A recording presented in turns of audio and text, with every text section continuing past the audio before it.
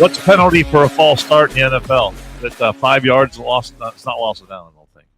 You play it over. 5 yards, replay the down.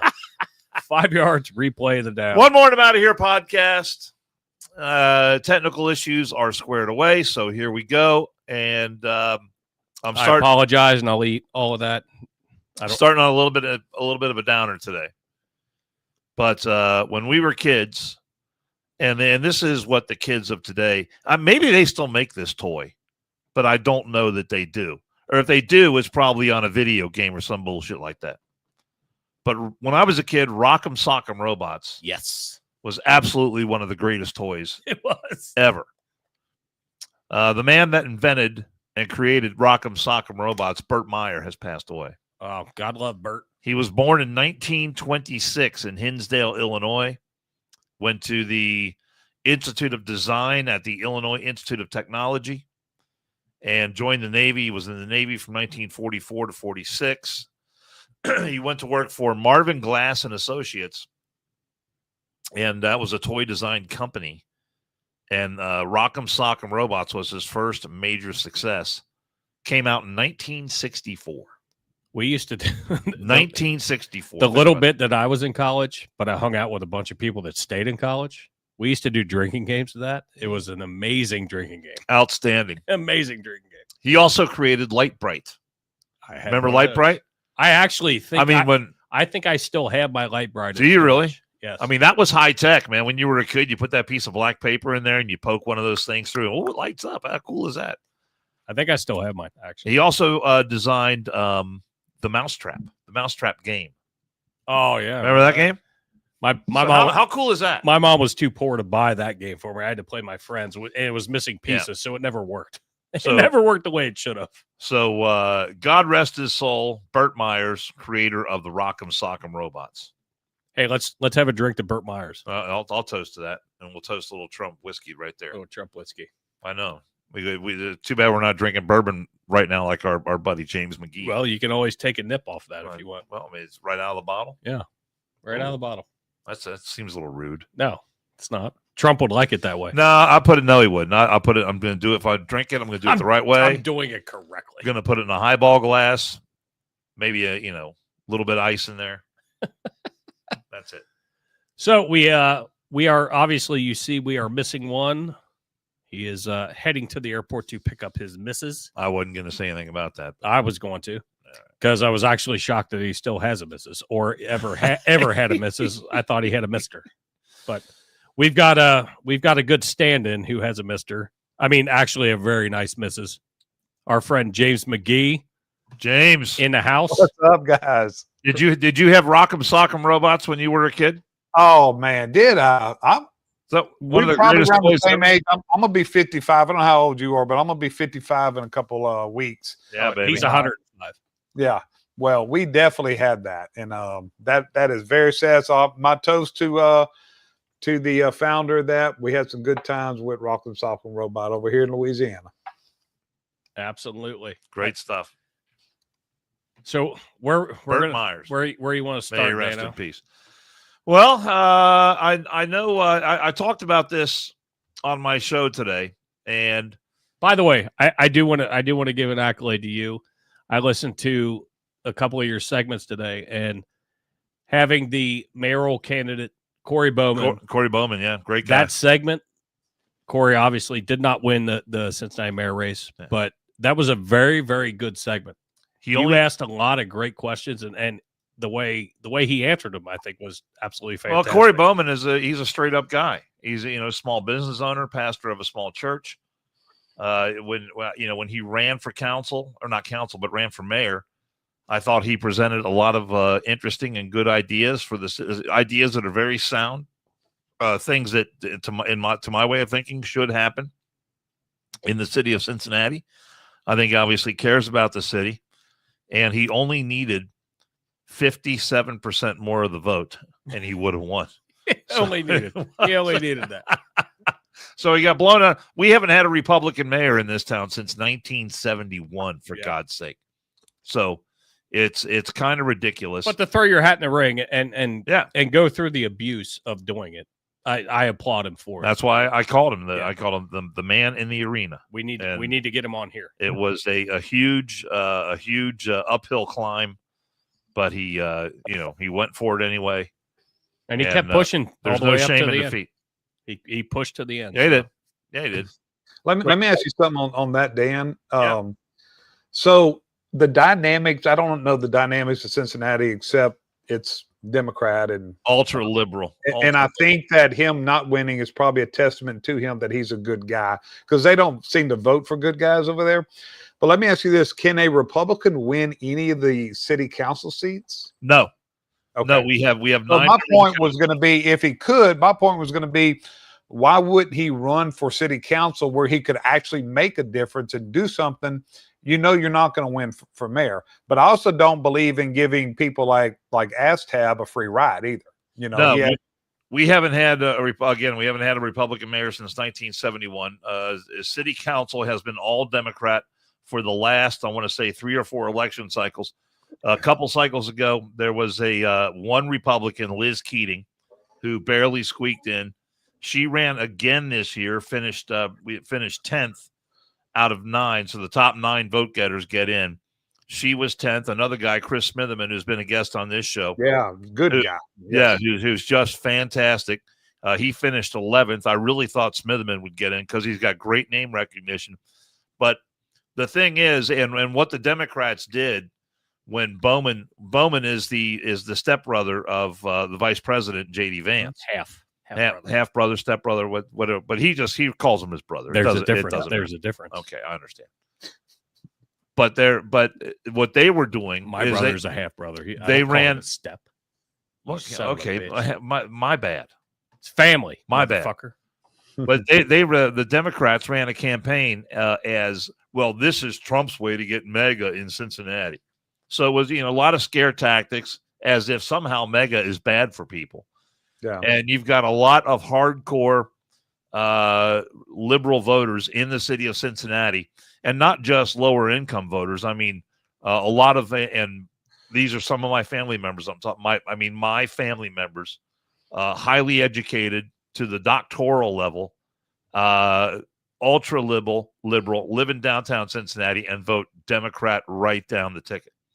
And that's what people do. And there was only a 28% voter turnout this past election. That's never good. That's never disgraceful. Good. I mean, it really is. So those voters are the ones who, and there was a couple of high-profile violent incidents the day after the election.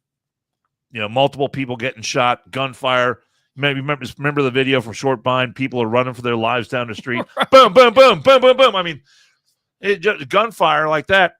And I put on my social media, I said, well, this is what the voters of Cincinnati want. This is how they want it. And I was talking to Chris Smitherman the day after that. And I said, is that a fair statement to say this type of violent situation is what the voters of Cincinnati want? And he said is absolutely fair, because we have a city council that does not take violence seriously. They don't take removing snow from the road seriously. They think they got a little lucky today. You went on a rant about that. With getting the snow out. But they do not take violence seriously. There's been a lot of lip service. When we had and James, I think we had you on the show back when Cincinnati was in the news every night. Because, I was right in the middle of that. I was there. Yeah. When the beatdown happened, right there on the streets of Cincinnati, our mayor left town. He left town and literally phoned it in to the meetings they were having to talk about this issue. And I mean, you talk about someone who doesn't give a shit. That is our mayor, and yet he gets elected with 80% of the vote. And in fairness, reelected. Not our mayor, but the city. I know the city. You have to have Astab. What'd you call him? Astab. I call him Astab.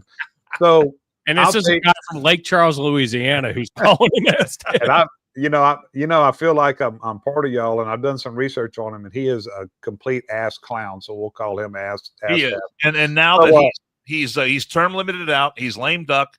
So over the next 4 years, he came in and he made his speech, and Corey Bowman was the one who drove the issue a little bit of doing something about crime in this city, and he gave it some lip service. He's all, safety is my top concern and all that.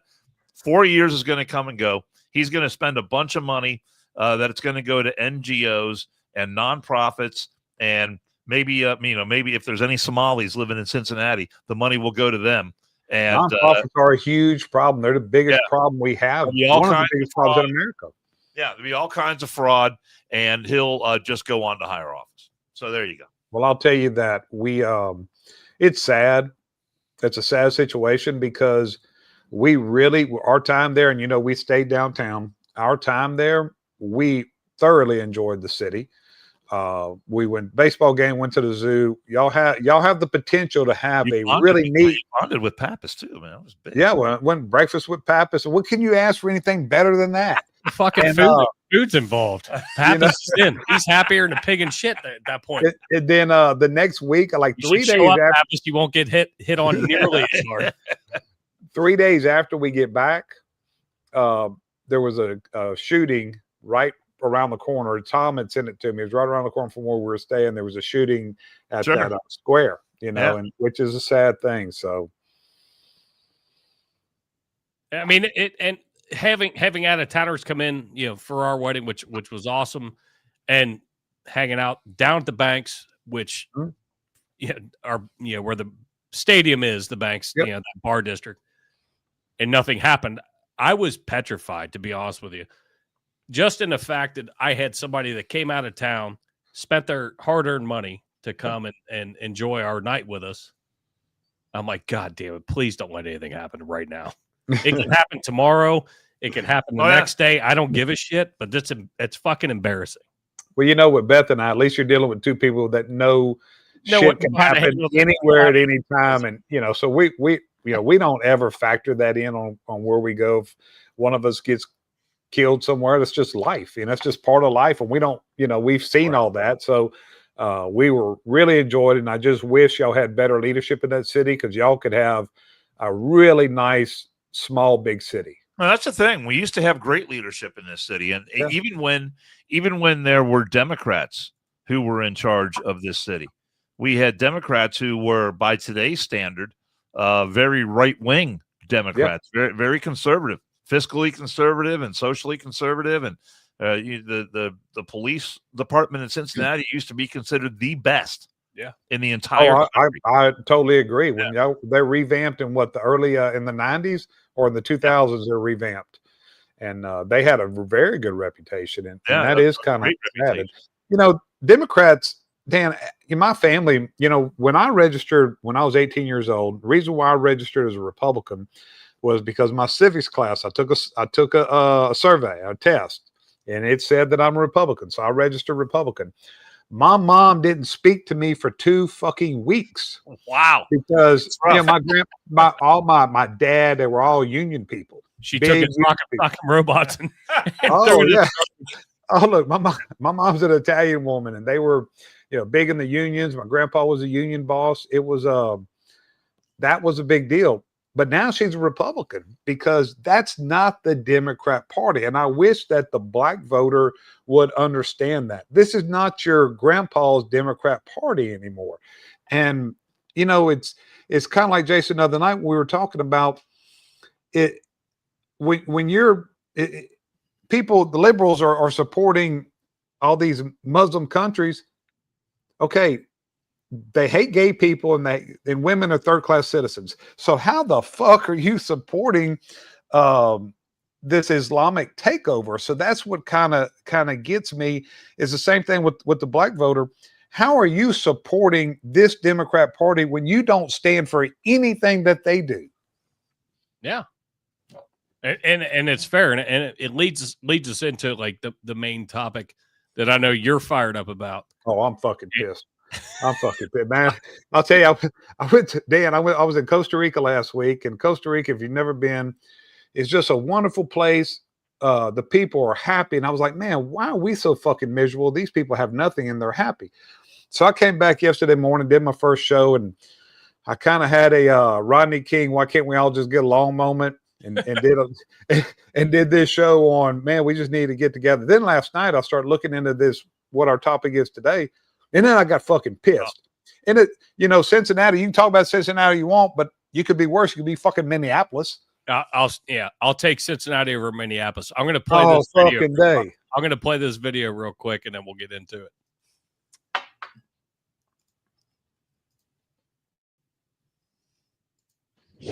Minnesota Governor Tim Walz has come under fire. Hundreds of social service workers publicly are blaming him for a massive fraud scandal that's been rocking the welfare system in the state. Staff at Minnesota Human Services Department say widespread false billing allegedly found more than $1 billion in taxpayer funds to nonprofits that are tied to the Somali community. Now, they claim Walz ignored their warnings, even punished whistleblowers. Officials now are still uncovering how deep the fraud went and whether any of the money may have reached terror groups overseas. Investigative correspondent Rich McHugh has been all over this story, really from the jump, as they say. Joins us now. What's the governor's office saying about these new developments? Hi, Connell. Well, we asked, and the governor's office isn't formally commenting on these posts that were posted onto X as of yesterday by allegedly hundreds of DHS Minnesota DHS workers. I'll read some just because they're stunning in the rebuke of Governor Walz. Tim Walz is 100% responsible for massive fraud in Minnesota. We let Tim Walz know of fraud early on, hoping for a partnership in stopping fraud, but no, we got the opposite response. It continued. Tim Walz systematically retaliated against whistleblowers using monitoring threats, repression, and did his best to discredit fraud reports. Instead of partnership, we got the full weight of retaliation. It's scary, isolating, and left us wondering who we can turn to. Now, in an interesting development, this afternoon, that account was suspended from X for a period of hours, but then put back online. There was a lot of outcry as a commentary account and under a slightly different name with the same amount of followers.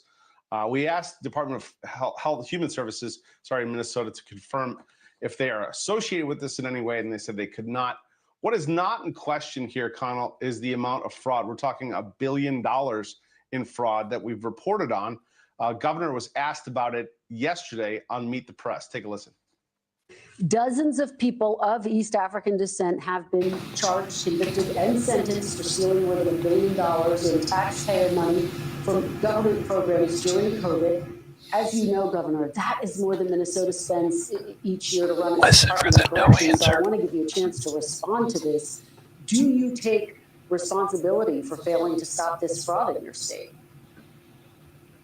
Well, certainly I take responsibility for putting people in jail. Governors don't get to just talk theoretically. We have to solve problems. And I will note, it's not just Somalis. Minnesota is a generous state. Minnesota is a prosperous state, a well-run state. We're AAA bond rated, but that attracts criminals. Those people are going to jail. We're doing everything we can. But to demonize an entire community on the actions of a few, it's lazy. This percentage coming up is astounding. We've talked to federal sources. They've confirmed it for us. Of the 86 that have been indicted so far, 79 of them are of Somali descent. So it's not a very small bunch. It's the majority of those who have been indicted to date. And they tell us this number is going to go up. Okay, and now I mentioned at the top this concern about maybe some of the money being transferred to groups overseas. What can you tell us, if anything, about that? So we also have our own reporting on this. We talked to federal sources, both current, former, and also joint terrorism sources, who said, yes, this money makes its way to Somalia. And of that money, there's a cut of it that goes to an Al-Qaeda linked terror group, Al-Shabaab. Al-Shabaab. We can't do a forensic accounting of it because we don't know once it's over there, but it's there for sure. And they were unequivocal about it and when we talked to them. All right, Rich. Like I said, Rich has been on top of this story. I know he'll stay on top of all the latest developments. Thank you, sir. Thank you. So that's the beginning. The beginning. That report right there just literally just scratches the surface. Yes. Of the breathtaking fraud that is going on in Minnesota. I mean, you've got James McGee, you've got Minnesotans and these Somali, and this is large, not all of them, but this is largely within the Somali community. Mm-hmm. You've got individuals who claimed that they were feeding hungry children, and they got millions of dollars. Like, I think the funding before the Wuhan was 34 million. Then during the Wuhan, it jumped up to like 142 million. And they claim they were feeding thousands of children when in fact they weren't feeding anyone. So they got all this money and then you had these different restaurants and these different locations within the Somali community, and they claimed that they were feeding all these thousands of children. And this went on for years. Then you have another fraud that involved Health and Human Services called the Minnesota Medicaid Housing Stabilization Service Program. And so this was a program that's supposed to help disabled people, seniors, addicts get housing. Complete and total fraud. And this was started out at $2.6 million annually. Cost shot up to $42 million, then $74 million, then $104 million during the first 6 months of 2025 of this year. $61 million went out the door. So this fraud started years ago, continued into the Trump administration, and the first 6 months of this year, $61 million went out to these individuals. Then you have the autism fraud. So this was a fraud scheme in Minnesota, is around a business called Smart Therapy Center. And so what you would do, you would have a lot of these people in the Somali community come in and say that my kid has autism. And so they would sign up a program. The parents would allegedly get kickbacks that range anywhere from $300 to $1,500 per child. Okay. And this went on and on and on. So, I mean, look at what they're doing. Mm-hmm. Talking about we're feeding kids, complete fraud. We're housing people, complete fraud. Helping kids with autism, complete and total fraud. And total to date, they've uncovered $1 billion worth of fraud, and they say it's just the tip of the iceberg. And this cartoon is from our friend Folk. So I always want to give kudos. She is awesome. Brittany is with us every morning. I don't use nearly as much as I should that she sends me, but I will start. Thank you, Folk. But I love it. Perfect. So I'm about to say something real offensive. So if please do. Yes. So to Tim Walz, if you happen to be listening, this is what we need you to do. Get the tampon out of your ass and the Somalia cock out of your mouth, because that's all you care about.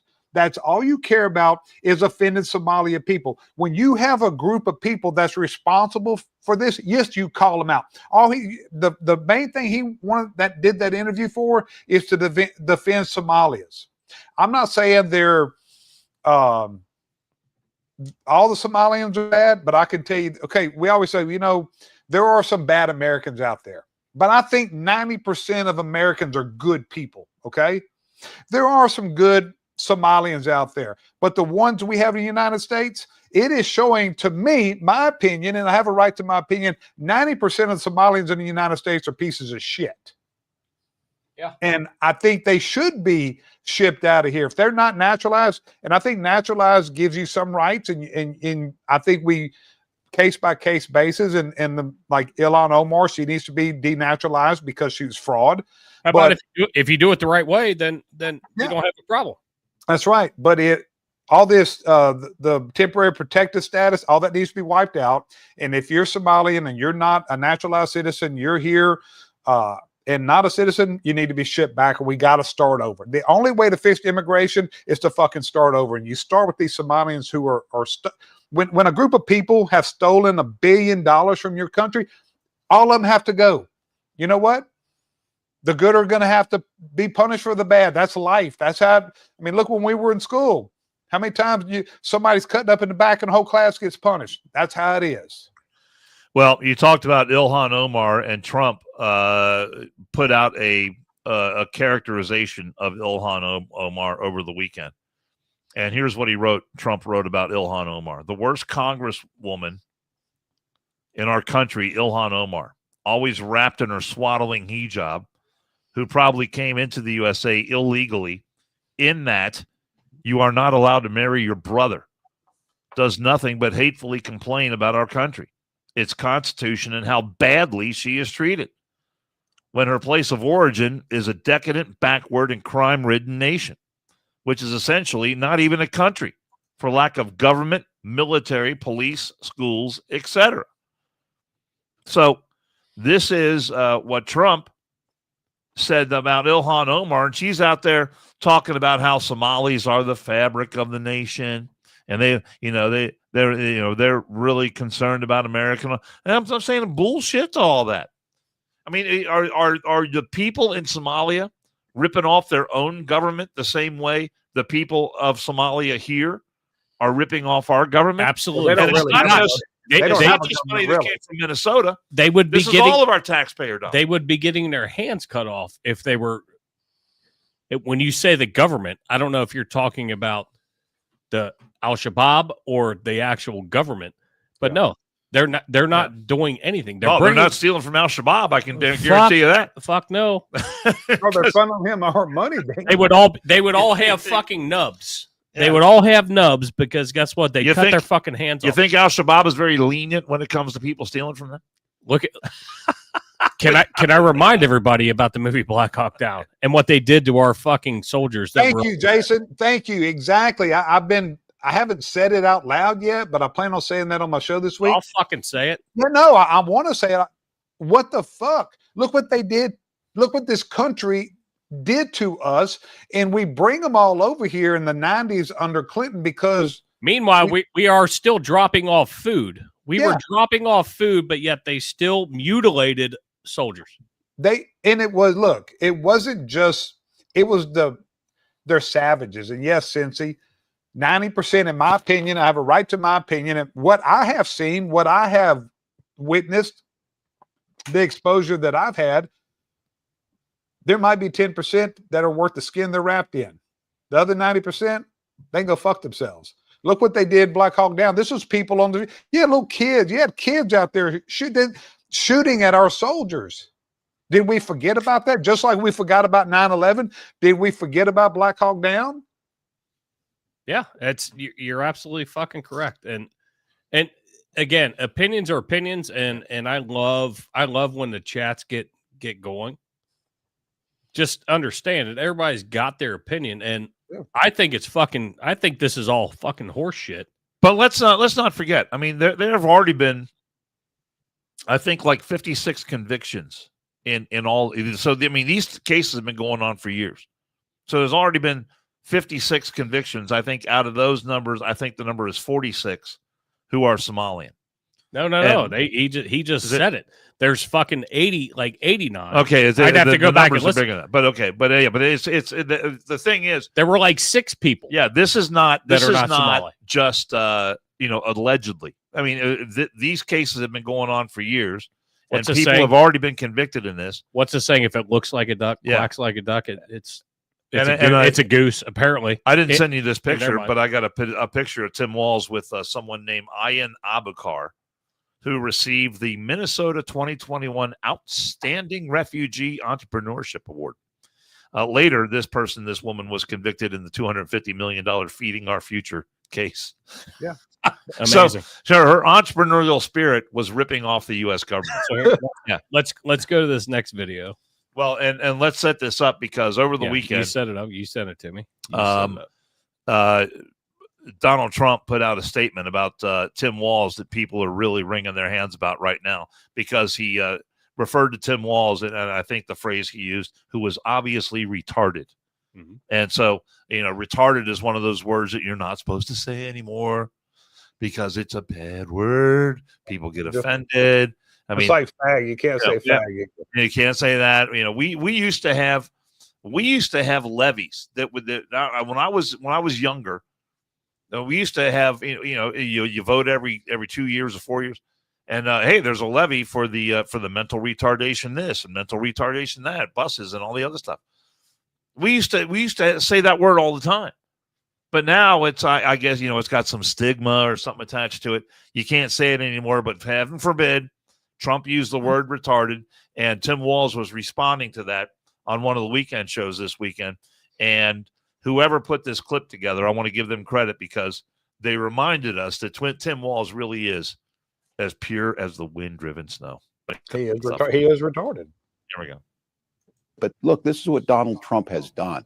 He's normalized this type of hateful behavior and this type of language. Well, maybe it's time for us to be a little meaner. And when it's adult like Donald Trump, you bully the shit out of him back. What we should demonize is people like Elon Musk. Although I will say this, the last few days you woke up thinking there might be news. Just saying. There will be news sometime. Just so you know, there will be news. So there's Tim Walz. He's so pure and so offended that Trump called him a retard that, never mind that he said, we need to, he's full of shit. Never mind that he said we need to go after Elon Musk. Never mind that he was praying and hoping that we're going to have news that Trump is going to be assassinated. Never mind any of that stuff.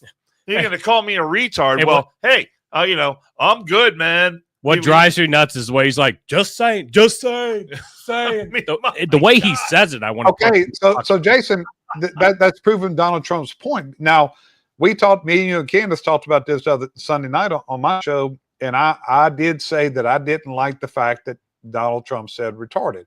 But now that I look at it more and I see it, you know what? What other word is there? The man's retarded. If you're retarded, you're retarded. I mean, it's to Dan's point. I'm kind of stuck because it is a stigma now. All of a sudden, yeah. Now, is it the most correct word that you could say? No.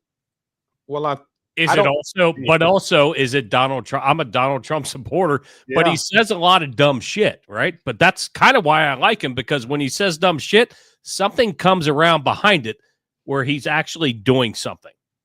Where we had a fucking corpse in the White House for 4 years, just going, "Ooh, I like ice cream. I want to smell your hair. I want to do this shit." And he did not do shit. Donald Trump's coming in and doing business, and I'll take the bad words. Okay, that's fine. Because I have friends that have mentally handicapped fucking children. Do I like the word? No. Do I use it? Yes. I'm a fireman. It happens at the firehouse all the time, right, wrong, or different. But I'll take somebody. I'll take the word and be like, I don't like the way it came across, but you're handling your business. Yeah. And if you're handling business and not fucking taking $100 billion out of fucking people's mouths and putting it in your pocket for your friends' mansions and your friends' mansions, it's like fucking Oprah Winfrey up in Minnesota. You get a mansion, you get a mansion, you get a mansion. Fuck you. And funding terrorism. They're funding terrorism. And they're, absolutely take that all day long. It doesn't take a rocket science or somebody real schooled or educated in leadership to understand that Tim Walz and Elon Omar are the anti-leadership. They are the absolute opposite of what a leader is. For him to say, for his response to be, I take responsibility in putting people in jail. You can't even say jail right. Second, he didn't put anybody in jail. The state did nothing. And Dan showed us evidence that it had been reported for years of what they were doing to Tim Walz. He did nothing, and the federal government comes in and cleans up another one of his messes.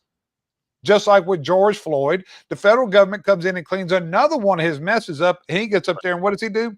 Blame Donald Trump. Because the problem is, that's what. Get it right. That's default. That's the default for the Democrats. Blame Donald Trump. That's their dice roll dance. Blame Donald Trump. Default to that, because that's what gets the liberal mafia. That's what activates that group of people. That's what activates their base. All you have to do is say Donald Trump's fault or Donald Trump did this, and then the attention is taking off of, because this is the perfect case, Jason, of, hey, look over here at Donald Trump, because we don't want you to see all the money we stole, because Tim Walz is fucking involved. He's involved in this, and so is Elon Omar. There's no way they're not. But it's all systematic of the way Democrats handle money and the way they fund the way they fund whatever operations they want to fund. And their source of money is the United States Treasury. Yep. They get people in power. They want to create a program, like real quick.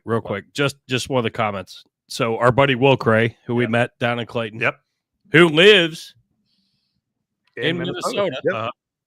He says he knows it's true, but doesn't think that the Somalis are in general are the problem when they are, which is a huge issue, but also he is also the problem. So, Will Cray, thank you for saying that. Well, the New York Post. You're there living it, and I get it. And I know since he's got family up there and he's going to argue it, but you're living it every fucking day. Well, day in, since day he has out. family up there, he should be more concerned about it. That's what I don't understand. But if I'm Cincy, I'm like, I'm sorry. If I'm Cincy, I'm like, if I'm you, I'm like, send them all back because my family's in danger. They're in physical danger, and the money that's being stolen could be used to help real people. Well, the thing is, Tim Walz has known about this over the weekend. Hundreds, and this was included in a piece written by the New York Post over the weekend. Over the weekend, hundreds of state social workers skewered Governor Tim Walz, not just for ignoring shady nonprofits, shamelessly milking the state's generous welfare system, but also for punishing workers who raised alarms. So how often do we hear, especially when you've got whistleblowers out there who are working on behalf of Democrats, that, hey, these whistleblowers, you can't touch them. They're sacred. They're to be protected. They are telling the truth. But when whistleblowers come forward and expose stuff like this, and Biden did the exact same thing to IRS whistleblowers who wanted to expose the fraud that Joe Biden and his family were engaged in. Well, they went after these whistleblowers and intimidated and threatened them. And that's exactly what Tim Walz did. So to have Tim Walz sit there and talk about how he's going to take credit for putting people in jail, he didn't have anything to do with any of these prosecutions. First off, he doesn't have arrest authority. The guy's a fucking clown. He is the biggest clown in America. The only thing missing from him is the red nose and the big shoes. That's it. What have the Clintons done since they've been out of office and a bunch of shit? They embezzled a bunch of money. They've killed a laundry list. Be careful on how I word it. They unalived some people. Yeah, I can tell you what they've done. They killed a lot of people and they stole a lot of money. You get on the wrong side of the Clintons, you better start watching your back, man. Yeah, I mean, it's the same shit. This is a smaller scale, President, First Lady / governor. Now you've got another governor who is like, we're going to take care of this fucking problem because you said something. Oh, got it. Your name again? Okay, cool. I don't know how long ago it was that the Democrats hit on this formula that you talk about. You're gonna do all these wonderful things. You're gonna create housing for people. You're going to have solar panels run the entire world. You're gonna have all this stuff, and you have these different agencies that make this kind of stuff happen. Right? The non-governmental agencies, the nonprofits, all that kind of stuff. Well, it just so happens that these agencies and these different nonprofits are run by your friends. So your friends, and this is exactly what Stacey Abrams did. She said she was going to do this energy thing where they were going to, put all these high-tech appliances, refrigerators and stoves and dishwashers in people's homes, and they were going to save all this money. And so they went to some small town in Georgia and put in a dozen or 2 dozen, refrigerators and appliances and stoves and stuff in these homes and said, look at all this money we saved. And if we just scale this up, we are going to save millions and millions of dollars. Oh, well, that's great. So then the next thing you know, her fraudulent organization is in line to get $2 billion from the Biden administration. And that money wasn't going to be used to do anything. It was going to be used to go in Stacey Abrams' pocket. But I mean, how many people do you think were really going to get new appliances and all this money was going to be saved on these energy savings? It's beyond ridiculous. And this has been going on for years now, and all this stuff needs to stop. It needs to stop, and the government needs to stop doing business this way. And, Tim Walz was a facilitator of all this. And I think down the road, we're going to find out that a lot of this money, not only was it going to Al-Shabaab, but it was going to Al Walz and the Walz cabal, whatever. But Dan, nothing is ever done. Look at Brittany's governor, Newscomb. He said, "Hey, give me $56 billion and I'm gonna solve the homeless problem." They gave him $56 billion and the homeless problem tripled. Yeah. He funneled it to all these nonprofits that was ran by his friends and his wife. It rolls right into the fucking Afghani stuff. It 100% is. Oh. How many? Oh, shit. He said 100%. That's right. Yeah. But, I mean, how many Afghanis were brought in? And after the guardsmen were shot, and we had already knew this just summed it up. And just, in a Cliff Notes, I listened to the Drinking Bros episode from yesterday. Mm-hmm. Dan Holloway is, a former military guy who knows people in DC and whatever. And I'm grabbing just a podcast, so I'm not saying it's for fact, but he knows people that literally watched a bunch of these Afghanis get dropped off to a compound, Uber's taking them wherever, and they're fucking gone. And none of them were fucking vetted. And, what do you say, Jen Psaki? You always call her Psaki. Jen Psaki, yeah. Oh, I fucking hate that cunt. Where she's saying, oh, they're all vetted. Well, that was under the Biden administration. And guess what? This guy came over, the guy that unfortunately unalived somebody, was part of a CIA, operation over there where we obviously have friends. That's a frothy one too. Did you shake them up the whole way here? I don't know. You just got it out of the fridge. I know. You shake them up apparently on the way here. Well, I know how you walk, so you walk like this, so I get it. I drove here and walk. No, but I'm saying walking from the car to here. It's 30 degrees outside. I can see how it'll work. We got snow on the ground. We're not someplace nice like where McGee's sitting. But, it's beautiful here. Hey, it's kind of cold out here. It's in the 40s. Regardless of that bullshit. Kind of cold. We allowed our people have allowed, our government allowed all these people in unvetted. Something bad happened. One of which who was working with us, but on their side. And we allowed him in. And he got fed up and did what he did, which I hope he rides the fucking lightning hard as shit. But this all stems into the same shit. So you close the border on Mexico. Guess what? We don't have to deal with that. Now we've got the shit up in Minnesota with the Somalis. You got the Afghans that are already here, and then you throw in the fucking narcos, and where fucking Hegseth is going to get fucking hit with, or supposedly going to get hit with. Now you seen the reports coming out today? That's all bullshit. What the Washington Post? It's all bullshit. He didn't do that. But I don't know about y'all, but they said that he authorized the second hit on. No, he did not. He did not. It's coming out today that he did not. I'm completely fine if he did, because guess what? If there were people still, the general did know what was happening. The general did. The general. What they're saying is the boat was. If it's still fucking occupied, James, it was not destroyed. It was disabled, and it's supposed to be destroyed. So the second strike was to destroy the boat, and consequently, the people were killed. So what the Washington Post reported was completely false. Yes, that Hegseth did not. Hegseth as a secretary, and I'll retract. I misspoke because I meant the general, not Hegseth. So I support the general too. But Hegseth, they just got a hard on for him. Oh fuck yeah! He's part he of has not. He's not given direct orders like that. If anybody, common sense tells you that he's given intent. He's given intent as the Secretary of War. This is what I want done. He's not operational like that. He's not directly given, oh, go hit him again. There's absolutely no way. But two things on the Somalis and the Afghans. What I am so tired of hearing is asylum.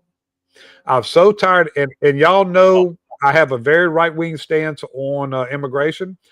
I'm not America first. I'm America only.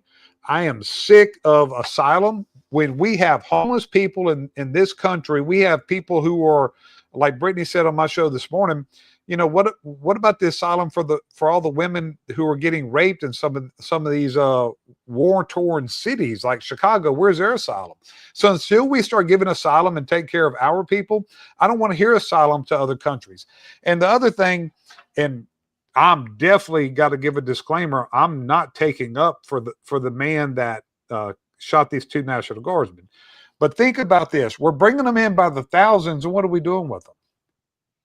They have no means, they have nothing. So they're going to resort to violence. If they're not violent people, they're going to end up resorting to violence because what do they have? They're living on the streets. They don't have, we can't support that. We think we have to bring every motherfucker here from these third world countries. We don't have the infrastructure, Dan, to deal with them. What the fuck are we supposed to do? And this is what is created. What happened with the Afghani is what was created, because maybe he, you know, if he worked with our military, we don't know what was in his mind. We don't really know what he was really about. Maybe he'd been planning this for years. I don't know. Well, you know, we had that big joint military base over there, and the first thing that Biden did was abandon that and let the Taliban take it over. And when you talk about all these individuals that worked with us in Afghanistan, they could have all been put on that base. That base could have been secured, and they could have, you know, started their lives over right there. And they could have found, if they needed to get out of Afghanistan, it could have been done in a slow, orderly process. They could have been, you know, they could have had absolute security on that base, but yet that option was gone because of the total cluelessness and ineptness of that administration and that withdrawal from Afghanistan. And that was one of the first major foreign policy decisions of the Biden administration, and it is still haunting us to this day. I mean, think about that. You know, I mean, we talked to Stu Scheller and how he called out the leadership and said, look, where were you guys? Where were you guys, you know, the senior leadership to stand up and say, this is wrong. This is not the way we ought to be doing this. And he's the one who paid the price for it. Yeah, absolutely. I mean, lost everything in the sense of a career. I mean, he obviously wasn't killed for it, but now, all these years later, we have National Guard members on duty doing nothing more than what they're told to do in Washington, D.C. One is dead, and one is still fighting for his life today. Yeah. We're going to take a quick sponsor break real quick here, James, and then we'll be right back. Hi, everyone. Dan Carroll here. Time to tell you about a great new sponsor for the One More and I'm Out of Here podcast. It's Murphy Engraving. Murphy Engraving is the place to go for your business, industrial, and personal engraving needs. Take a look at the Murphy Engraving page on Facebook, and you're going to see all kinds of unique items that really seem to take on a life of their own because they've been customized with an image, a name, or a logo, and all of it just really beautifully done. The acrylic sports awards that light up are especially creative and very cool. The customized bottles of bourbon, those are my personal favorite. And wait till you see what they can do with items that are made out of wood. The next time you want to recognize someone special or you're looking for that one-of-a-kind gift, you'll be glad you checked out Murphy Engraving. And a bonus, you're supporting a local family-owned business run by brothers Brian and Kevin, who is a lifetime firefighter and Air Force vet. At Murphy Engraving, they turn the ordinary into the extraordinary, and at Murphy Engraving, we are American-made. Well, Donald Trump had little, not really a procedure, Would you call an MRI a procedure? No. I saw today where somebody it's a said test. It's a test. Somebody said there's no such thing as a preventative MRI. Bullshit. Bullshit. That's absolutely not true. A president's supposed to have that every fucking year. Bunch of dumb fucks.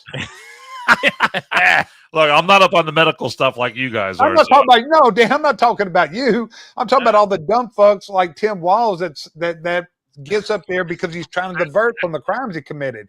He got up there and said, "Well, I never heard anybody have an MRI because you're dumb." Is why it's because you never made it into the second house, you dumb dick. Presidents get fucking MRIs every fucking year.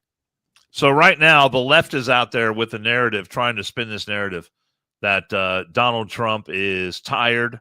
Donald Trump really can't keep up the pace. I'd be fucking tired too. Donald Trump works 18 hours a fucking day, bro. Yeah, Donald Trump is he's not the guy he used to be. And maybe he has a serious illness that he's hiding from people. Oh my God! They're just taking a play out of. They're just saying what we were saying 3 years ago about Biden. Well, like ice cream. They have nothing. Yeah, and then his doctor released this statement talking about the preventative MRI Donald Trump had. Keith, would you care to read that? So, addressed to Caroline Levitt. Levitt. I always said Levitt. Levitt. Great from White House spokesperson. Right Sean Barbarella, physician to the president, Captain U.S. Navy. Yes. Subject: summary of President Donald J. Trump's advanced imaging results for immediate release. As part of President Donald J. Trump's comprehensive executive physical advanced imaging was performed because men of his age group benefit from a thorough evaluation. Sorry, it's small print, so I have to lean forward. I'm trying not to smoke the mic here. Evaluation of cardiovascular and abdominal health. The purpose of this imaging is preventative to identify issues early, confirm overall health, and ensure he maintains long-term vitality and function. President Trump's cardiovascular imaging is perfectly normal. There is no evidence of arterial narrowing, impairing blood flow, or abnormalities in the heart or major vessels. The heart chambers are normal in size. The vessel walls appear smooth and healthy, and there are no signs of inflammation or clotting. Overall, this cardiovascular system shows excellent health. His abdominal imaging is also perfectly normal. All major organs appear very healthy and well perfused. Now, the drinking bros were messing this up. I was listening. They saw this. They called it profused. And in my truck, I'm yelling at the radio. What's the word? It's perfused. Perfused, okay. Which means what? Perfusion, blood flow. Okay, all right. But I was yelling at my fucking truck radio this morning. I'm like, God damn it, you dumb dicks. But I'm listening a day later, so that's great. It's not even like I could text Ross and be like, hey, it's fucking perfusion, you asshole. Everything evaluated is functioning within normal limits with no acute or chronic concerns. Summary: the level of detailed assessment is standard for an executive physical at President Trump's age and confirms that he remains in excellent overall health. So everybody is jumping, just like losing their fucking minds because he got an MRI. Long story short, have you ever it's asked, the greatest MRI ever? Have you ever the best one they've ever seen? Have you ever asked a neighbor, "Hey, how'd your MRI go?" You normally, typically don't give a shit unless you know somebody that is in bad health, right? Yeah. But we're not presidents. The president, it's pretty much big deal. You get your physical, and then you get your extensive screening. An 80-year-old man should be getting an MRI. Way more important than we are. An 80-year-old man with the code to the nuclear codes should be getting an MRI every year. There's no. I would say every fucking 6 months. Myself. Oh, I agree with that. But yearly, yeah. Okay, cool. It doesn't matter anything that he does. It's just like, I'm a comment because this was directed towards me on Cincy. So Cincy, listen here. So I'm gonna take back what I told Jason the other night. I told Jason that I enjoy debating with you because you seem like a very intelligent man, even though we disagree on stuff and Jason agreed. But for you to say something as stupid as you just said, I have to take that back. You voted for a rapist. That's all you fucking got. That's all you got is you voted for a rapist. But first off, it's a complete lie. Well, he's never been convicted for one. He's never been charged. Or charged. So that's all bullshit. And just like earlier, I didn't comment earlier when you said that I live in the Republican-led state with the highest crime rate. Well, let me correct you on that because I'm very well educated on this. So Louisiana, that I may per capita be, but let me tell you why. Because in the state of Louisiana, we have the 3 largest cities, which is New Orleans, then Baton Rouge, and then Shreveport, which are all historically, not newly, but historically over 20 years have been Democrat-led. You take, now, I did my math on this, Cynthia. You're welcome to go back and fact check me. If you take those 3 Democrat-led cities out, the state of Louisiana has the lowest violent crime rate in the nation. Boom. Get your facts fucking right. Boom. All right. Yeah. You want to lead a fox to a hen house and see what happens. No, I like Cynthia. I like you. I think you're an intelligent guy, but intelligent people don't say dumb shit just to say something. I got another video here you'll like, James, and then we'll dial it down. We got like 2 more stories, so we'll go just over an hour probably. We were trying not to, but it's a good conversation, and the chats have been lively, so yeah, we'll take it. I got to give huge props to this guy. This video is probably just a little bit behind the times. We had the big No Kings rally.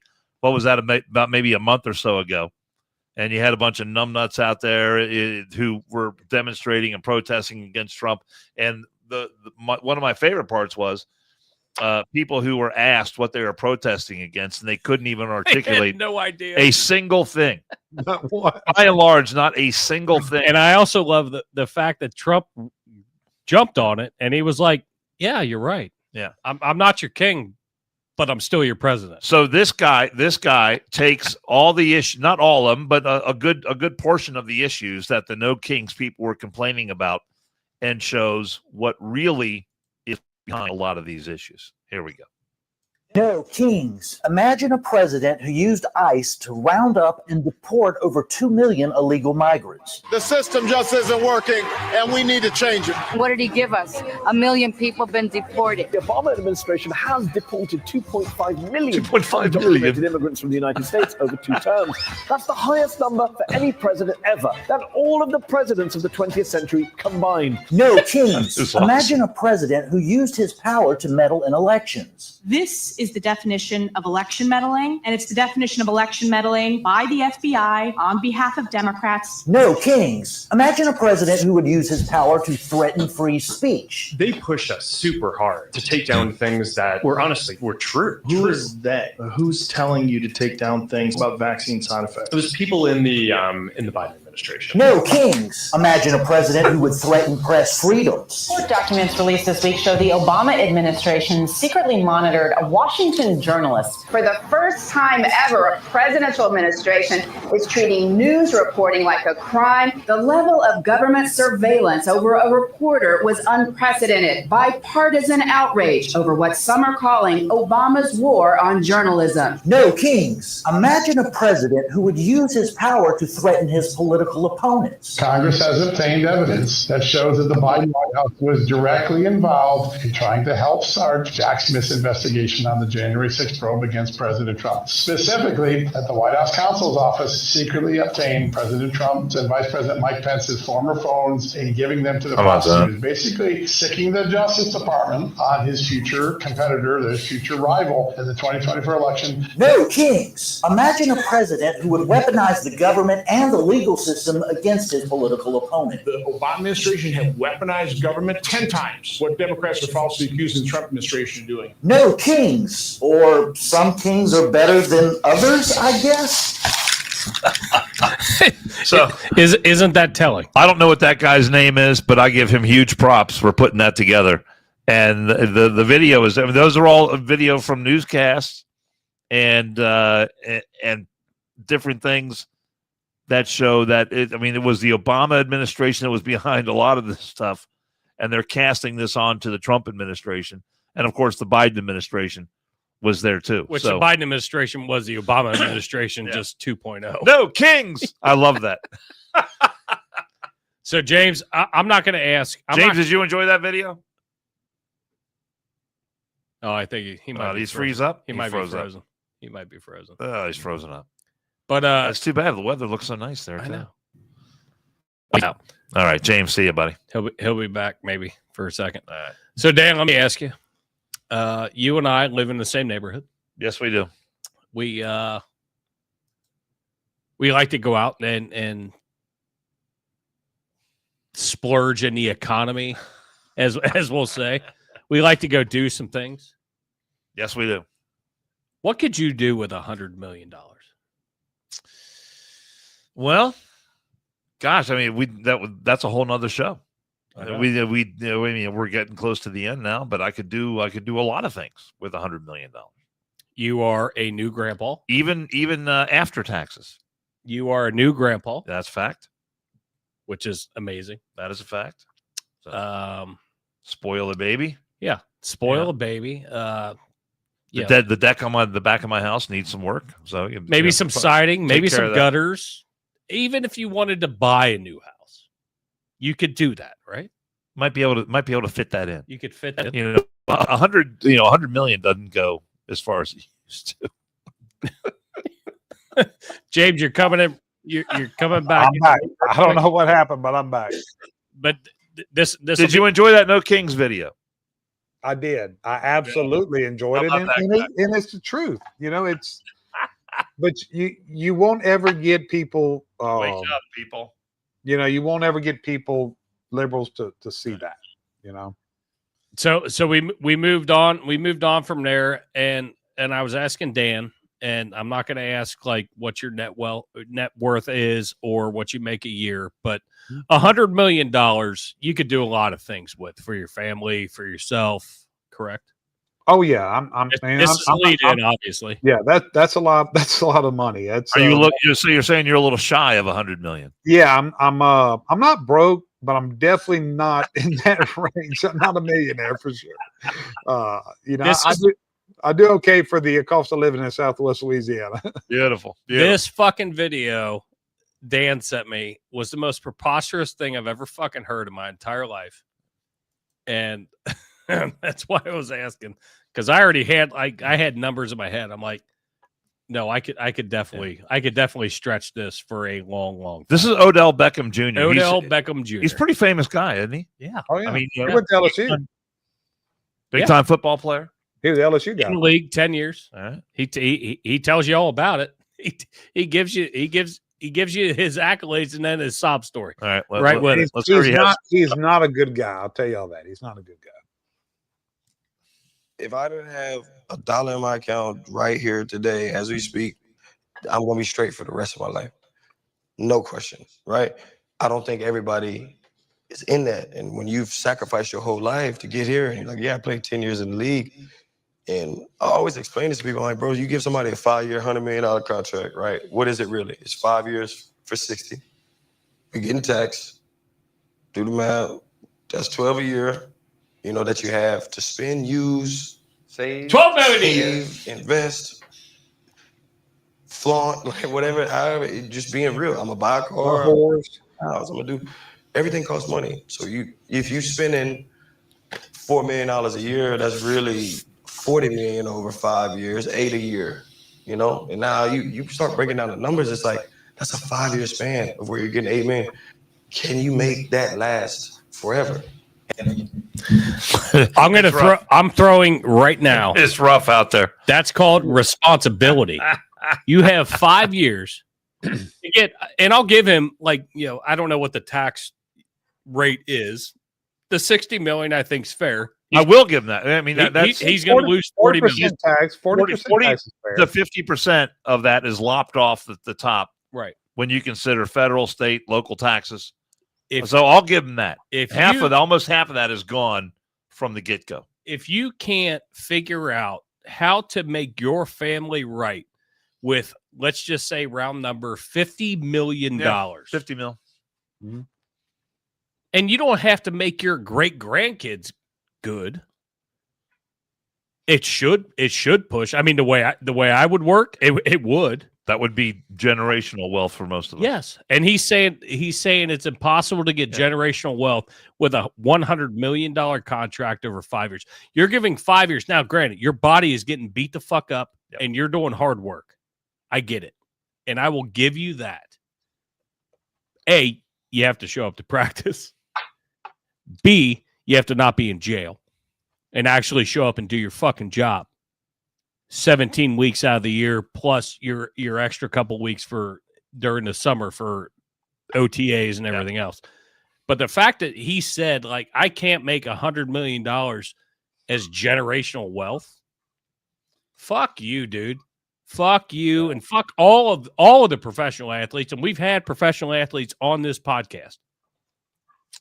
And I just find it astounding.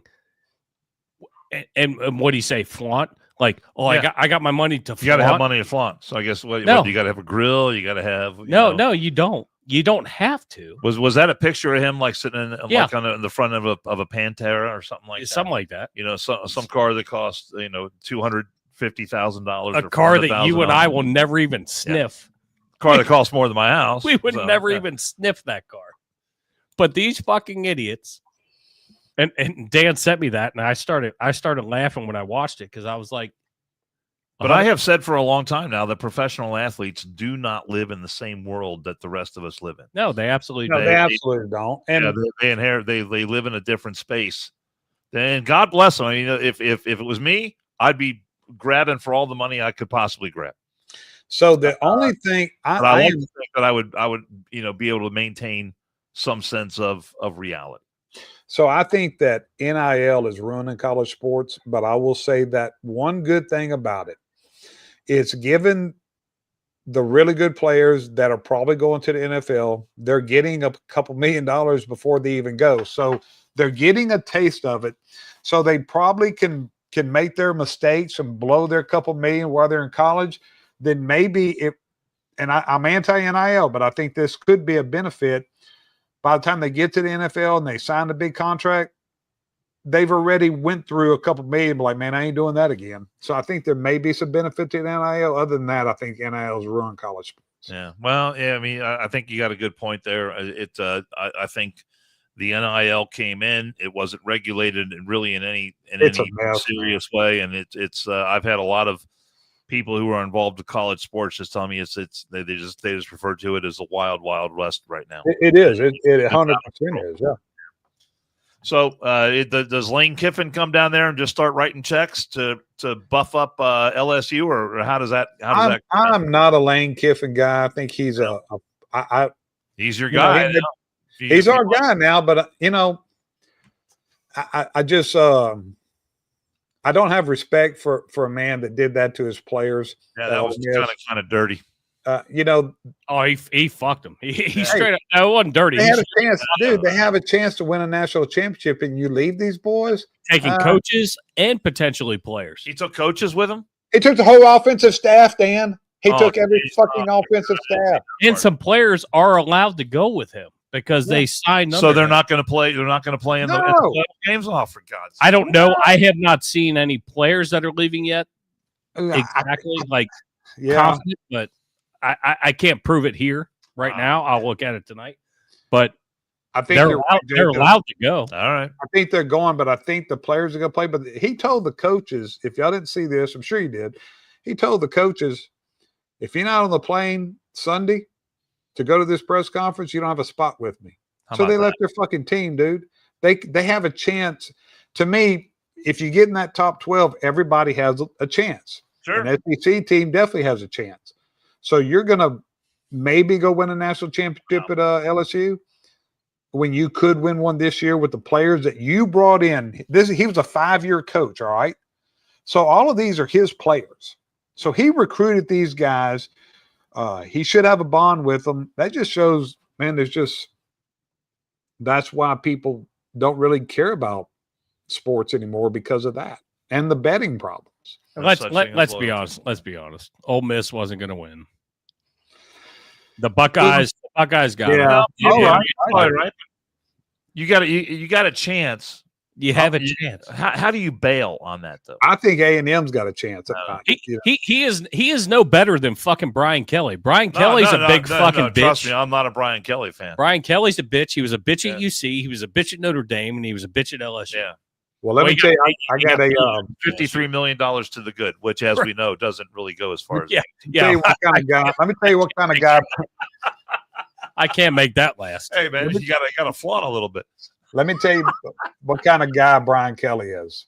So I have a really good friend of mine who works for the Dolphins. I'm not going to say his position, but he's pretty high up in the Dolphins. Good friend of mine. And he told me there's a player there that went to Notre Dame, played for Brian Kelly. And my friend is a big Notre Dame fan. So he goes up to him and says, hey, man, how was it playing for Coach Kelly? He said, I don't know, dude. I never had a conversation with him. He said, I played there 4 years. I had one conversation with him. That was when he was recruiting me. He said, I never met him after that. How about that? Yeah. That sucks. It's a business. It's a business. They don't give a fuck. They want you in there. And but leadership, Jason, leadership. I get it. Business, but leadership, no matter at what level, you should know your people, man. And that's just, that says what kind of guy he is. And that's, but they said, and I'm a huge Ohio State fan. They said the same thing about Urban.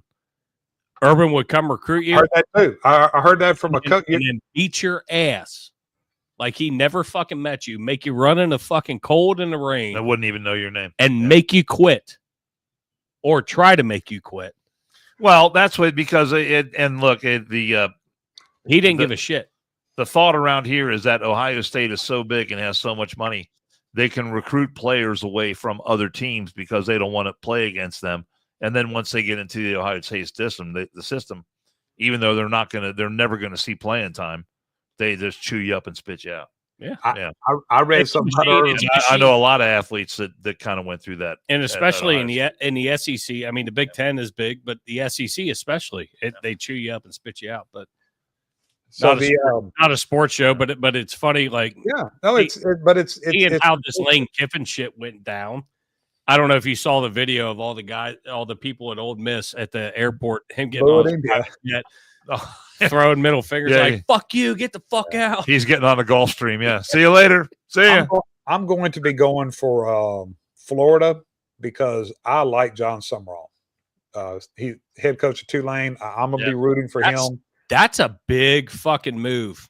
That's a big move from Tulane to Florida. Holy shit. The last one was at the same size school. He was at UL, Billy Napier. Yeah. He came in right after the coach that screwed my son over that was recruiting him. And he was supposed to be the next big thing. And so I hope Summerall seems like a good guy. I hope he does better. I think it was cool. I think it's cool. Like watching him, he brought his family with him. Yeah. And they all got off the jet. They say I hear he's a 4-year-old kid. How about that? I think it was pretty cool. But I hear he's a good guy. James, we appreciate you. It was fun, brother. Man, I'm so happy to be back with y'all. Man, it was great. Anytime. Absolutely. We'll everybody, we'll figure out when Pappas is back, if he's out of the doghouse, if he showed up on time to the airport. Tell your beautiful wife I said hey. I sure will. James, the one that I saw at your wedding, she was Oh, James. awesome. James, I thought you were talking about Pappas. I sure will. Yeah, James's wife. Yeah, y'all take care. She is awesome. Hey, thanks, brother. We appreciate you. Everybody, we'll let you know when we're coming back. I'll let you know in the next day or two when we're coming back live. And you guys have a good week, and we'll see you. We appreciate you tuning in. It was like a joint podcast right there. That's right.